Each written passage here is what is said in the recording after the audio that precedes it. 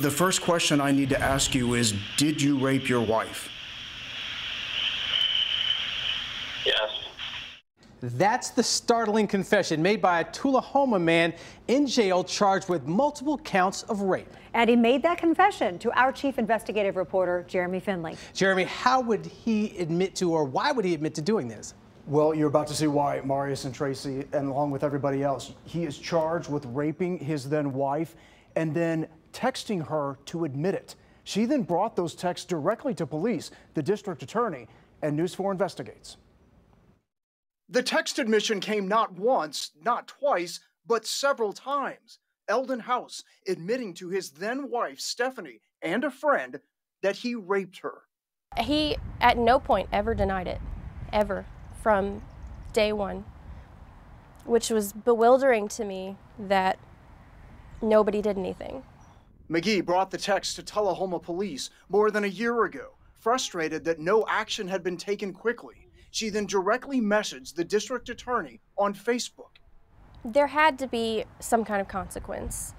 She also came to News4 Investigates with the text messages. For her safety, we waited until House was indicted and arrested to reach out to him in jail. The first question I need to ask you is, did you rape your wife?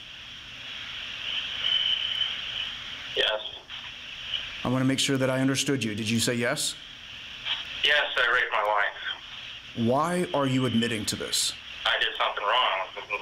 Part of accepting responsibility is admitting what you did wrong, isn't it? When you enter into a marriage, it is a partnership. And I just wonder why you thought it was okay to do this violent act against your wife. I still don't understand myself why it happened. As to why, with this evidence, it took Tullahoma police more than a year to arrest him, a spokesman wrote, "This case is still under investigation, and we have no comment. But it is ongoing, and there are some developments." For McGee, the text, the confession, is proof she was telling the truth. But she isn't satisfied yet. As long as he's convicted, I will feel like I've gotten justice. So McGee credits the district attorney, Craig Northcutt, for directly responding to her concerns on Facebook. But Northcutt tells me that police were deeply involved in this case.